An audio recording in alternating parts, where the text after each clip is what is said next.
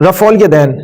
رفع کا مطلب اٹھانا اور یدین کا مطلب ہاتھوں کو۔ نماز کی ابتدا میں تو سب کے نزدیک ہاتھوں کو اٹھا کے تکبیر تحریمہ کہی جائے گی، لیکن اصل مسئلہ جو ہے وہ ہے رکوع کی طرف جاتے اور رکوع سے اٹھتے ہوئے رفع الیدین کرنا۔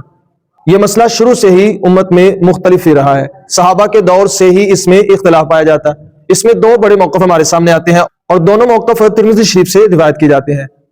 ترمذی شریف 255 نمبر پر حضرت عبداللہ ابن عمر سے روایت ہے، ان کا یہ کہنا ہے کہ پیارے کریم آقا علیہ الصلوۃ والسلام رکوع کی طرف جاتے اور رکوع سے اٹھتے ہوئے رفع الیدین کیا کرتے۔ اور 257 نمبر پر حضرت عبداللہ ابن مسعود رضی اللہ تعالیٰ عنہ کا موقف ہے، ان کا یہ کہنا ہے کہ پیارے کریم آقا علیہ الصلوۃ والسلام نے صرف نماز کی ابتدا میں ہاتھوں کو اٹھایا، اس کے علاوہ آپ نے پوری نماز میں کہیں پر ہاتھوں کو نہیں اٹھایا۔ اب یہ دو موقف ہمارے سامنے آ گئے، تو جب اس طریقے سے صحابہ میں اختلاف پایا گیا، ایک ہی مسئلے کے بارے میں دو موقف سامنے آئے، تو ہمیں لامحالہ طور پر مسئلے کے حل کے لیے پیارے کریم آقا علیہ الصلوۃ والسلام کی بارگاہ میں جانا پڑا۔ پوری کتب احادیث، جتنی بھی احادیث مروی ہیں، جتنے بھی صحابہ سے مروی ہیں، صحابیات سے مروی ہیں، تمام کا مطالعہ کر کے دیکھ لیں، اس میں پیارے کریم آقا علیہ الصلوۃ والسلام نے جو نماز کا طریقہ بتایا، اس میں آپ علیہ الصلوۃ والسلام نے نماز کے آغاز کے علاوہ کہیں پر بھی رفع الیدین نہیں کیا۔ صحیح بخاری کی حدیث ہے، پیارے کریم آقا علیہ الصلوۃ والسلام مسجد میں موجود تھے، ایک صحابی آئے، نماز پڑھی تو حضور علیہ الصلوۃ والسلام نے فرمایا کہ تم لوٹ جاؤ، وضو کرو اور دوبارہ نماز پڑھو۔ اس طریقے سے یہ عمل 2-3 بار ہوا، تو پھر وہ صحابی عرض کرتا ہے سرکار آپ ہی مجھے نماز سکھا دیجئے، کس طریقے سے صحیح نماز ہوگی؟ تو پیارے کریم آقا علیہ الصلوۃ والسلام نے ان کو نماز سکھائی، جس میں آپ علیہ الصلوۃ والسلام نے صرف پہلی بار رفع الیدین کیا۔ لہٰذا یہ موقف جو ہے ترمذی شریف میں بھی آپ جب پڑھیں گے وہ حدیث 257 پہ، تو امام ترمذی علیہ رحمہ نے نیچے وضاحت پیش کی ہے کہ یہ جو رفع الیدین بار بار نہ کرنے کا موقف ہے، مطلب رفع الیدین نہ کرنا، اس پر صحابہ کی کثیر جماعت کا عمل تھا، یہی اہل کوفہ کا عمل تھا۔ تو یہ کہنا کہ یہ کہیں سے ثابت ہی نہیں ہے ہی نہیں، یا کسی صحابی سے یہ روایت نہیں ہے، یا جو روایت ہے وہ ضعیف ہے، یہ بالکل ناانصافی ہے، اور ان تمام احادیث اور خود امام ترمذی علیہ رحمہ کے موقف کو بالکل نظر انداز کر دینا اور پس پش ڈال دینا ہے، اگر یہ نظریہ رکھیں گے کہ یہ کہیں سے ثابت ہی نہیں ہے۔ اب یہ دونوں موقف ہمارے سامنے آ گئے، ان دونوں موقف کے پیچھے جب ہم نے حضور علیہ الصلوۃ والسلام کی بارگاہ سے اس مسئلے کی وضاحت طلب کی، تو ہمیں حضرت عبداللہ ابن مسعود رضی اللہ تعالی عنہ کا موقف ہی مضبوط ملا،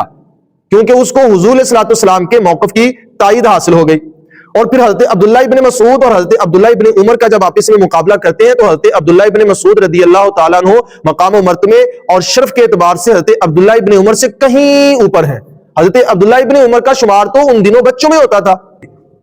اور پھر حضرت عبداللہ ابن مسعود رضی اللہ تعالیٰ عنہ نے پیارے کریم آقا علیہ الصلوۃ والسلام کے ساتھ حضرت عبداللہ ابن عمر سے کس زیادہ عرصہ گزارا ہے۔ تو اب آپ خود اندازہ کریں، جس نے زیادہ عرصہ حضور علیہ الصلوۃ والسلام کے ساتھ گزارا ہو، نماز صف اول میں پڑھی ہو، ان سے زیادہ حضور علیہ الصلوۃ والسلام کے موقف کو کون جان سکتا ہے؟ تو اس لیے یہی وجہ ہے کہ امام اعظم ابو حنیفہ علیہ رحمہ نے اس مسئلے میں حضرت عبداللہ ابن مسعود رضی اللہ تعالیٰ عنہ کے موقف کو لیا، کیونکہ ان کے نزدیک حضرت عبداللہ ابن مسعود رضی اللہ تعالیٰ عنہ جیسا کوئی بھی فقیہ نہیں تھا۔ اسی کی تائید میں امام اعظم ابو حنیفہ علیہ رحمہ کا امام اوزاعی علیہ رحمہ سے جو مناظرہ ہوا، میں وہ آپ کی سماعتوں کی نظر کرتا ہوں۔ مسند امام اعظم کے اندر امام صاحب وہ مناظرہ لکھتے ہیں کہ امام اوزاعی علیہ رحمہ سے میری ملاقات ہوئی، تو وہ کہتے ہیں کہ کیا وجہ ہے کہ آپ رفع الیدین نہیں کرتے؟ تو امام اعظم ابو حنیفہ علیہ رحمہ فرماتے ہیں کہ میرے سامنے جو صحیح حدیث مضبوط ترین تھی وہ حضرت عبداللہ ابن مسعود رضی اللہ تعالیٰ عنہ کی تھی، تو میں نے اسی کے مطابق عمل کیا۔ یعنی ان کا یہ کہنا تھا کہ میرے سامنے صحیح حدیث رفع الیدین والی بار بار، یعنی رفع الیدین کا جو تکرار ہے، وہ کوئی صحیح سند سے میرے پاس حدیث نہیں آئی، اسی وجہ سے میں نے اس پر عمل نہیں کیا۔ تو امام اوزاعی علیہ رحمہ کہتے ہیں کہ میرے پاس صحیح سند سے وہ روایت موجود ہے۔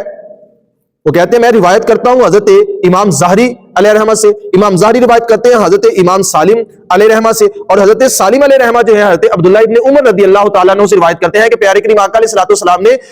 نماز کے آغاز میں بھی رفع الیدین کیا، اور رکوع کی طرف جاتے اور رکوع سے اٹھتے ہوئے بھی رفع الیدین کیا۔